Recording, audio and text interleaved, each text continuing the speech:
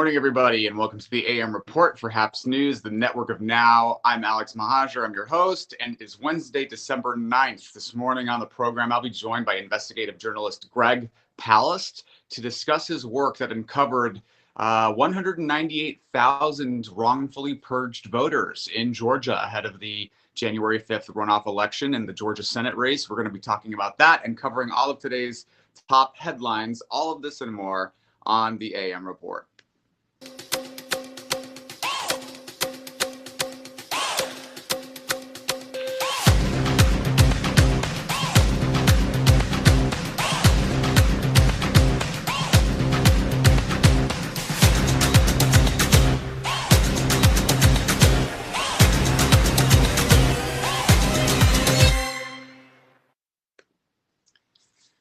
Good morning, everybody, and welcome to the program. I'm Alex Mahajer. If you're watching on the HAPS app, website, or platform, please click the award button and let us know you're enjoying it.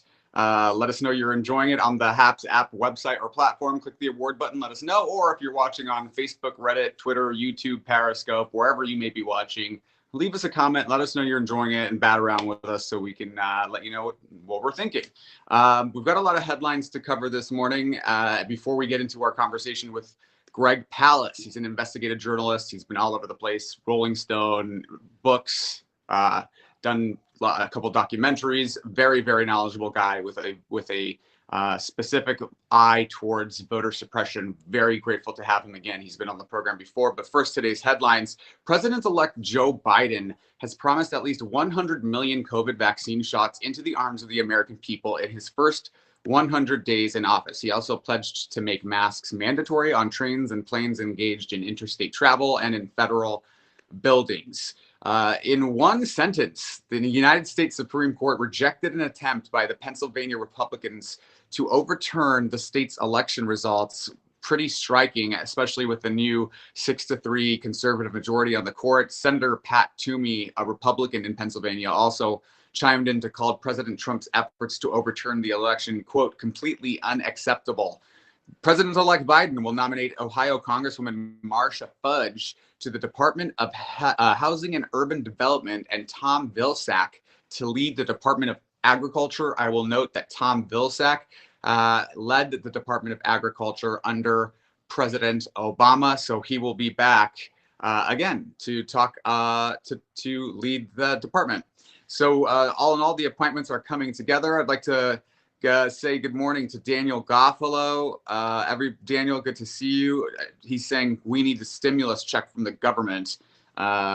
Food insecurity is a real major problem. Start a quote hashtag meal train in your community. Mary O'Brien is saying she loves it and we love you. Thank you so much for joining. So I'd like to now play for you my conversation with investigative journalist Greg Palast and to talk about the work that he has been doing in Georgia ahead of this runoff to expose voter suppression efforts in that state. Here's my conversation with Greg Palast. I'd like to welcome investigative journalist and author Greg Palast to the program. Greg has been doing a lot of investigative journalism, particularly with regards to voter suppression for many, many years. He's written for Rolling Stone and he's written books and done documentaries, and he's with us now. Please welcome Greg Palast to the program. Good morning, Greg. Glad to be with you, Alex. Greg, you have been at the front lines of exposing voter suppression efforts, particularly in Georgia over the last few years. We've talked a couple different times, and I'm really happy to have you back just a day before this lawsuit is going to have its first hearing with regards to a preliminary injunction that you filed to reinstate 198,000 Georgia voters back to the voter rolls after it turns out through your investigative work at the Greg Palast Investigative Fund that they've been purged wrongfully. Will you explain a little bit about what has happened here and what remedy you're seeking through the courts? Okay, so back in September, the Palast Investigative Fund, which is my team of experts, we have about 15 people, usually read my stuff in papers, Guardian, you see me on BBC, on Democracy Now!, Rolling Stone. But this time we did a report which we gave to the ACLU of Georgia, which issued our finding, quite elaborate, that exactly 198,351 voters were wrongly removed from the voter rolls. They call it the purge, or nice people call it list maintenance. That's what the GOP functionaries call it.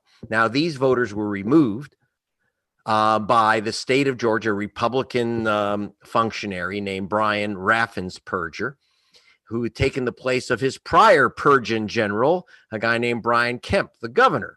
Now, Kemp, when he ran for governor in 2018, ran against Stacey Abrams, and he had removed at that time 340,000 voters illegally, wrongly. Now, what am I talking about? I was working for Salon. We hired experts. What they said was, these people have moved.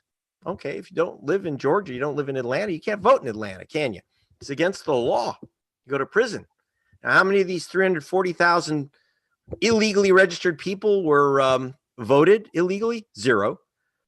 But were they actually illegal voters? Did they really move and try to attempt to vote in Georgia? No. I was at the polling stations. You'll see at the cover of my ACLU report that Greg has been doing a lot of investigative journalism, particularly with regards to voter suppression for many, many years. He's written for Rolling Stone and he's written books and done documentaries, and he's with us now. Please welcome Greg Palast to the program. Good morning, Greg. Glad to be with you, Alex.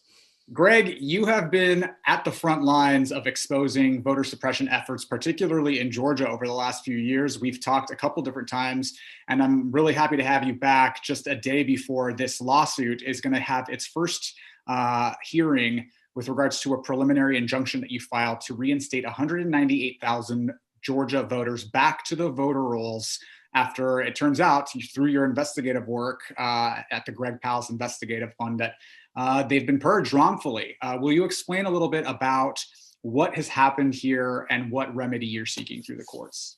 Okay, so back in September, the Palast Investigative Fund, which is my team of experts, we have about 15 people, usually read my stuff in papers, Guardian, you see me on BBC, on Democracy Now!, Rolling Stone.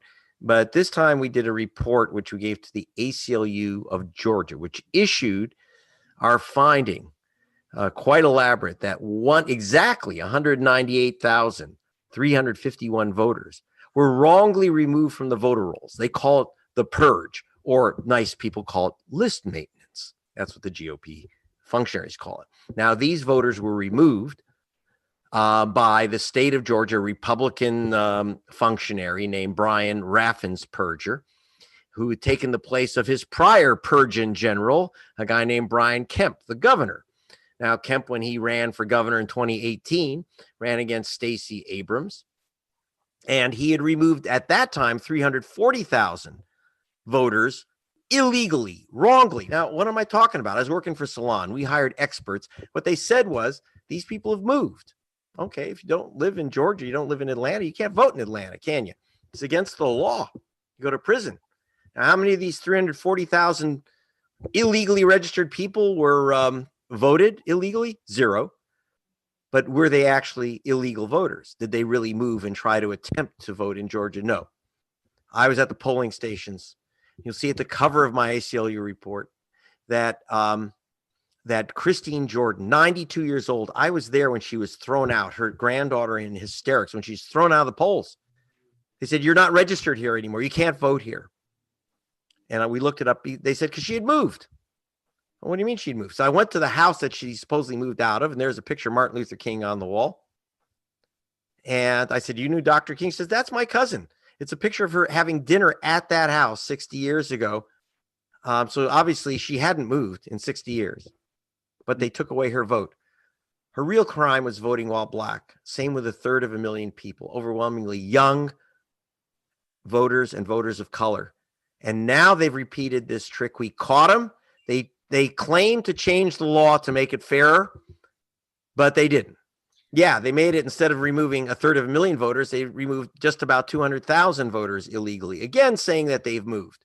And Greg, this is important because as we know, Georgia, for the first time since 1992, went for the Democratic candidate in the presidential election by 12,000 votes. There were 3 recounts. All 3 of them came to the same conclusion, that Joe Biden is the president, was elected in that state. And so this is a state where 12,000 votes makes a difference. Maybe just a handful of votes could make a difference, let alone 198,000. And right. purges are specifically targeted towards people of color, and your work has exposed us in the past, and we're very grateful Yes. for your work. In fact, yes. And so just so to understand, you asked me about what will happen in the courtroom tomorrow, Thursday. This is a federal court. And the lawsuit, I'm just an expert in the case that came up, one of the experts that came up with the report from the ACLU, which is being cited. The lawsuit is being brought by Georgia voters. Black Voters Matter by the Transformative Justice Coalition. That's, if you don't know it, that's actually Barbara Arnwine, is the great Columbia Law School professor, top voting rights lawyer in America.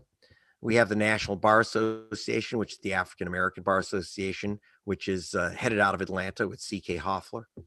And we have the Southwest Voter Registration and Education Project, SVREP. They are the big frontline grassroots Hispanic organization, which there's a heck of a lot of people named Diaz on there. In fact, we spoke to Mr. Diaz, who was on that list, who lost his vote because they said he moved. He says, I haven't moved in 20 years. We got him on camera. We've got a lot of voters saying, I didn't move. I don't know where they got this stuff. So we checked. And so we're going to hold this hearing tomorrow demanding injunctive relief, saying you got to put these people right back now. And by the way, the reason we know that their list is phony is we hired the experts. Now, the number one expert on whether you've moved or not is called the United States Postal Service. And federal law required the state to check with the Postal Service. You can't remove someone from moving unless it's verified that they've moved. First, you look, you have to ask the post office, and you must do so with a licensee. The post office, you can actually hire through their licensees. They only have about 18. We hired 2 licensees, and the state said it hired a licensee, but guess what? They didn't. We caught them red-handed. They used some guy who lives on a golf course in Omaha who came up with this list of moved voters, and they didn't move nowhere. They never put in those change of address forms. It's a complete phony. It's a fabrication. It's a fraud. It's a lie. It's racist Jim Crow junk. And I know that doesn't sound very expert, but that's exactly my expert conclusion. Well, you remove someone who hasn't moved, it's fraudulent. It's no good. It's racist. And it's the worst of Jim Crow tactics. 200,000 voters. So we're demanding that they be put back right now. They were removed illegally. Put them back before this runoff. Right, and we'll be watching what happens in this hearing tomorrow. And unfortunately, the deadline to register in the January 5th runoff Senate election in Georgia has now passed. So this really is going to be the only avenue by which Georgia voters who have been wrongfully purged will have some sort of relief and be able to cast their vote. And in this case, the entire future of the United States Senate and potentially the entire beginning years of Joe Biden's presidency in terms of what he's able to accomplish in terms of his agenda will all hinge on these 2 Senate races. So it's very important what happens in Georgia, but also for democracy's sake. So, that by the way, that's important. This isn't about Democrats or Republicans, though obviously which party controls the U.S. Senate is at stake. It's high stakes.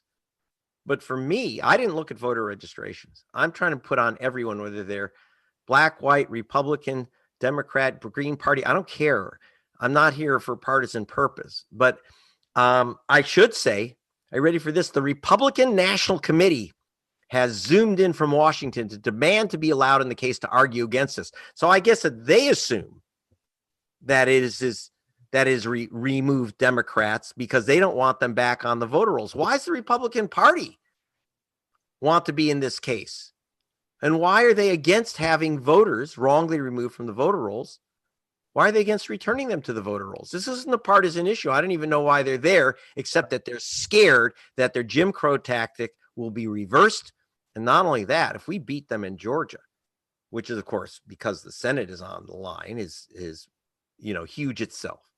Right. But it's also true that this could stop similar vote suppression tactics being used in other states from Michigan, Ohio, North Carolina, and beyond.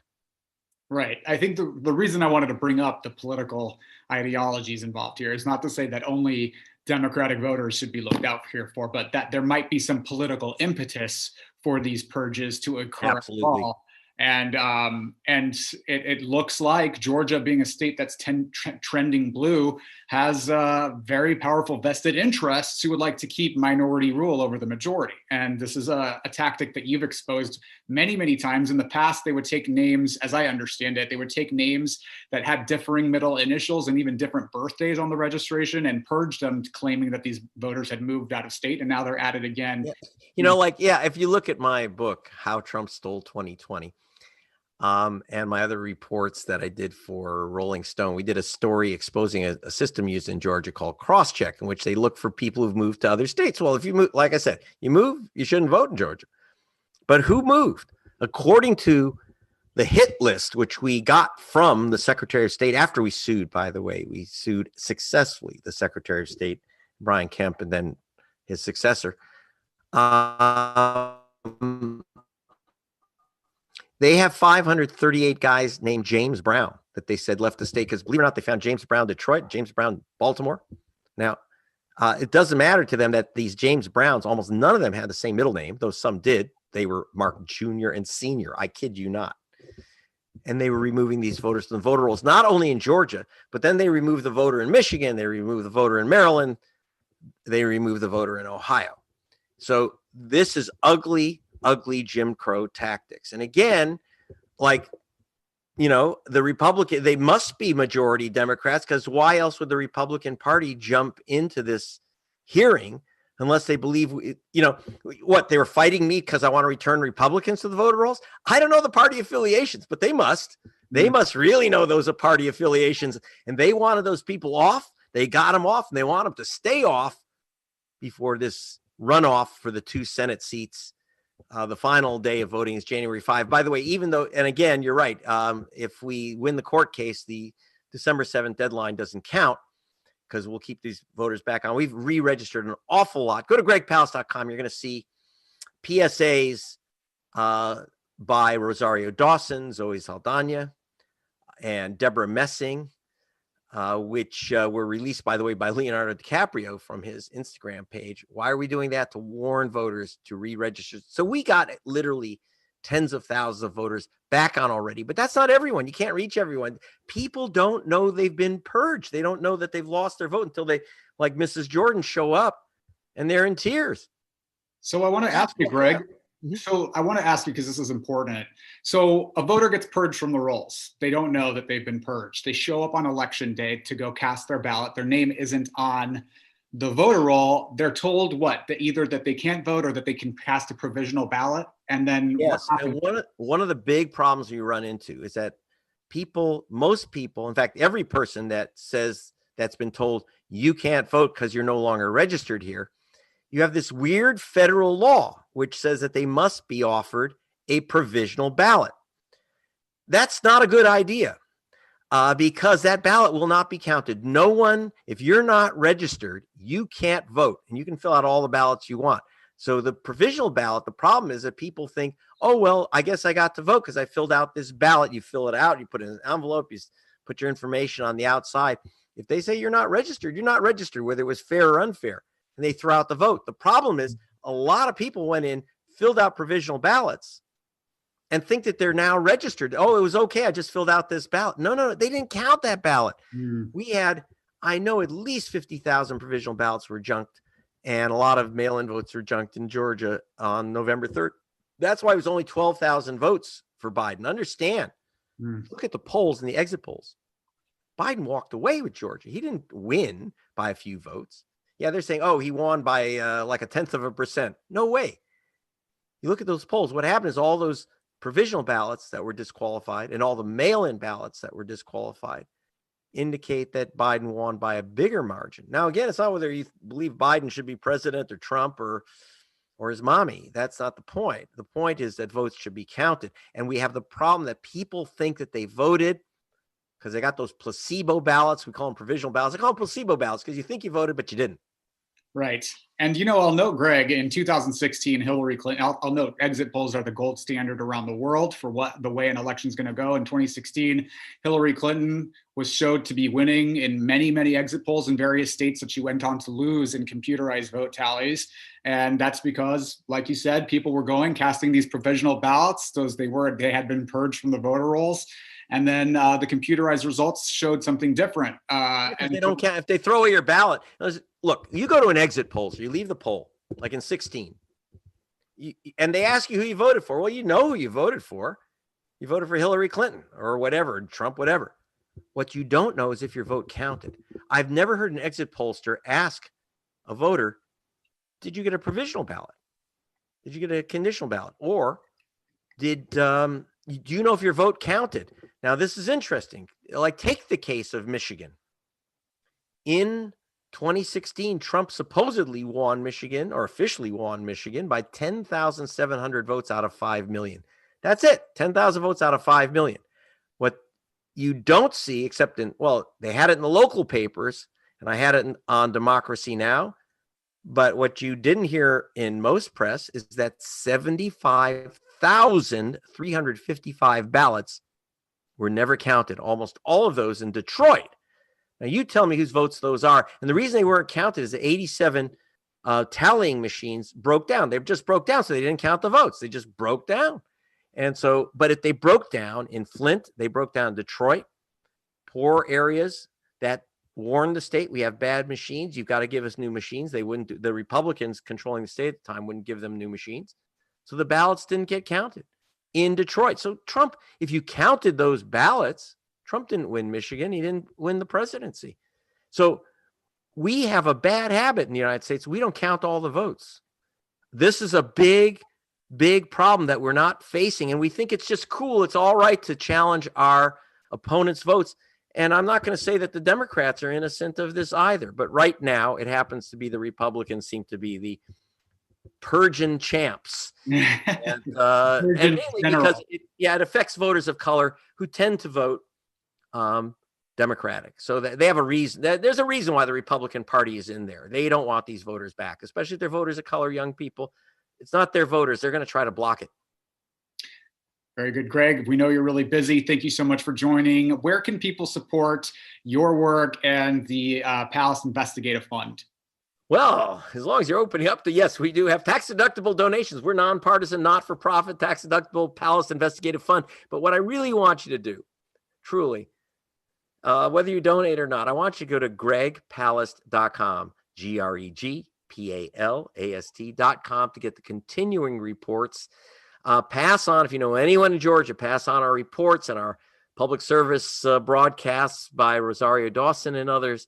And I look forward to continuing to give you updates, Alex. I love your show. You're really informative. You're right on point. And I'll see you soon and tell you what happens. All right, Greg. In that court case. Thank you so much. This has been Greg Palast, investigative journalist, author, and saver of the world. Thank you, Greg, and we'll talk to you soon. You're welcome. Bye.